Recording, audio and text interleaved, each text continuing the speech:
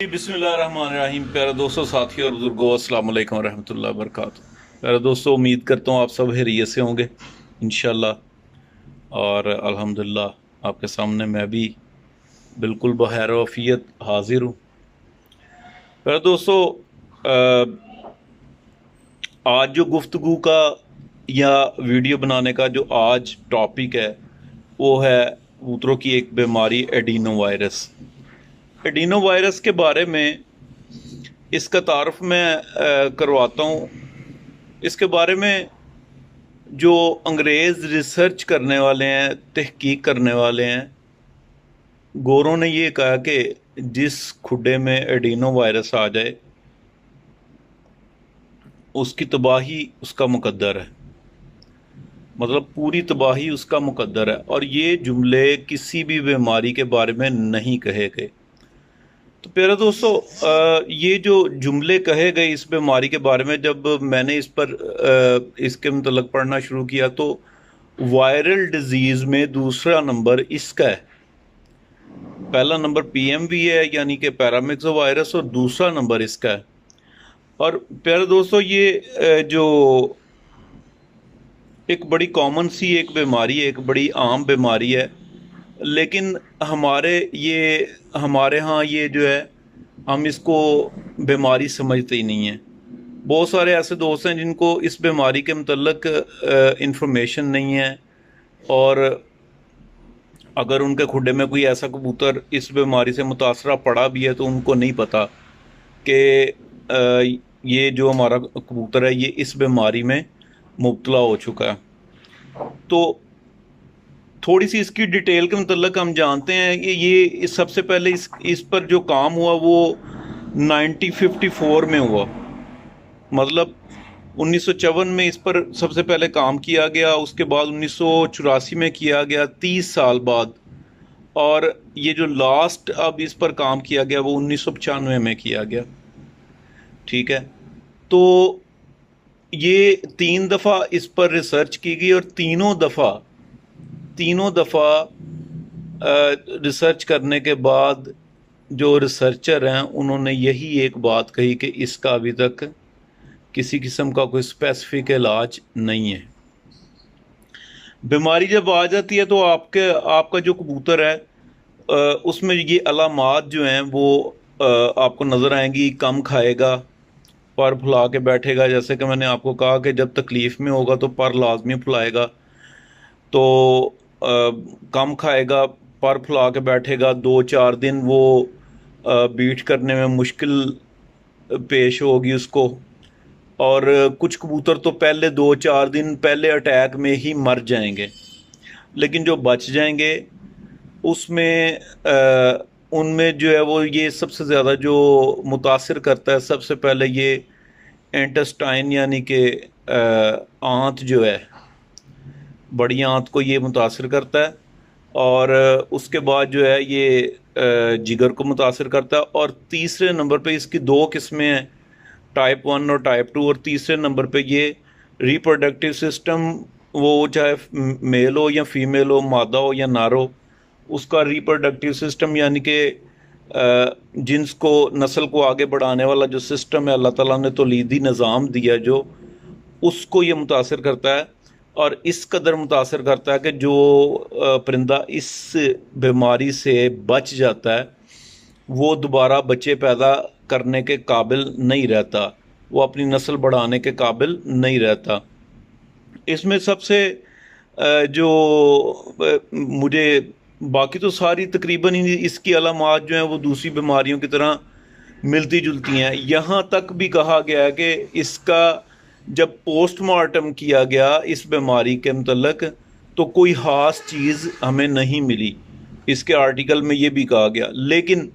جو چیز یہاں پہ بڑی کامن میں آپ کو بتانا چاہوں گا، جس طرح میں نے آپ کو سالمونیلا کے بارے میں بتایا کہ اگر آپ کے کھڈے میں کوئی ایسا کبوتر جس کا مطلب کندھا یا کوئی جوڑ سویل ہو گیا، سوج گیا، اور کوئی اس کا پر جو ہے وہ نیچے گرا ہوا ہے، جس کو ہم ہبا بھی کہتے ہیں، شل ہو گیا پر، تو سمجھیں کہ سالمونیلا آ گیا۔ تو اسی طرح ایک آسان سی آپ کو اس کا इसकी मैं बताता हूँ कि ये सबसे पहले जो है ये अपना करता है, अटैक करता है उस पे मादियों पे। सबसे पहले ये मादियों पे अटैक करता है और मादियों के रिप्रोडक्टिव सिस्टम पे अटैक करता है। और होता ये है कि जो फीमेल इस बीमारी से निकल जाती है, जो बच जाती है, वो उसमें उसमें क्या हम देखते हैं चीज़, उसमें हम ये चीज़ देखते हैं कि उसकी जोल जो है हमें लगता है कि भरी हुई है, और शायद वो मायापुर, जिसे हम आम जुबान में कहते हैं जी मायापुर हो गई है, अंडे देने वाली है, लेकिन वो अंडे नहीं देती। और वो यूं ही थोड़ा सा खाती है जाके बैठ जाती है, थोड़ा सा खाती जाके बैठ जाती है। तो ऐसी फीमेल जो है वो एडिनो वायरस से निकल आती है। अच्छा, अब होता क्या है? होता ये है कि हमारी लाजमी तौर पे बड़ी अच्छी फीमेल होती है, या कोई ब्रीडिंग वाली फीमेल में ये जब आता है, ये मसला आता है, तो हम क्या करते हैं कि हम उसका इलाज शुरू कर देते हैं। इलाज शुरू करते हैं, छोटे छोटे टोटके शुरू कर देते हैं, और मुझसे पूछ उससे पूछ वो टोटके चलाने शुरू कर देते हैं। और इस दौरान, टोटकों के दौरान, हम उसके नीचे दूसरी किसी भी अच्छी फीमेल के अंडे बिठा देते हैं। अच्छा, कि चलें, जब तक ये ठीक नहीं होती, इसका इलाज चल रहा है, तो इसके इसके नीचे अंडे पलवा ले, मतलब बच्चे पलवा लेते हैं, अंडे दूसरे दौड़ा के। अब गोरा अपनी रिसर्च में ये कहता है कि ये जो फीमेल है ये आपके लिए न्यूक्लियर बॉम्ब है, आपके लॉफ्ट के लिए। वो जितनी देर जिंदा रहेगी आपके लॉफ्ट में वो नुकसान करेगी, और इतना नुकसान करेगी कि उसका जो क्रॉप मिल्क है, जो अल्लाह रब्बुल इज़्ज़त की तरफ से उसके पोर्ट में, मतलब उस वक़्त पैदा होता है जब वो बच्चे निकाल रही होती है, उसका क्रॉप मिल्क से लेके उसकी जो बीट है उसमें वो वायरस होता है। अब ये है तो वायरल डिजीज़, और वायरस का अभी तक मैंने आपको बताया कि किसी किस्म का कोई मतलब वो नहीं आया, उसका ट्रीटमेंट नहीं आया। एक गोरे ने अपनी रिसर्च में लिखा कि इसको डेक्सामेथासोन से ट्रीट इब्तदाई ट्रीट किया जा सकता है। अब आप ये देखें कि इसको जगह जगह पे मनहूस बीमारी लिखा गया बाकायदा तौर पे, ठीक है। अब उसमें ये लिखा गया कि जब ये 4 से 6 दिन का इसका पीरियड होता है अटैक का, जब ये 4 से 6 दिन अटैक करके चली जाती है, तो ये बीमारी जो है अपने पीछे जो है सेकेंडरी इन्फेक्शन इकोलाई को या किसी भी दूसरी बीमारी को छोड़ के जाती। जैसे वो हम कहते हैं कि यार बच्चे का ध्यान रखी, अगर तू किते चला गया तो इनू किसी के हाथ फड़ा के जाई, वो सिलसिला है कि ये आगे उसके हैंड ओवर करके जाती है उस होस्ट को, उस परिंदे को जिसमें वो ऑलरेडी ये इस बीमारी का ये सिस्टम है। अच्छा, ये आंत को मुतासर करती है, जिगर को मुतासर करती है, जिगर के बाद रिप्रोडक्टिव सिस्टम को मुतासर करती है। रिप्रोडक्टिव सिस्टम में मैंने आपको बता दिया कि फीमेल जो नीचे से भरी होती है, पोर्ट मतलब उसका वो पर भरा होता है, जोड़ों के दरमियान में पिलपली सी हुई होती है, वो आपकी जो फीमेल है वो एडिनो वायरस में आ गई है, और एडिनो वायरस से मतलब गुजर गई है, और अब वो उसकी करियर बर्ड बन गई है। उस बीमारी को फैलाने के लिए अब वो करियर बर्ड बन गई है। अब प्यारे दोस्तों, सबसे पहली चीज़ ये है कि ऐसी फीमेल अगर आपके खुड्डे में है तो उसको ज़िबा कर दें, क्योंकि वो उससे दूसरों के बच्चे पलवाने का कोई सिलसिला नहीं, वो मतलब बीमारियों को फैलाएगी। दूसरी चीज़, डेक्सामेथासोन मैंने आपको बताया इसके ट्रीटमेंट में, लेकिन इसमें जो बेहतरीन चीज़ जो मुझे नज़र आई उसमें सेब का सिरका।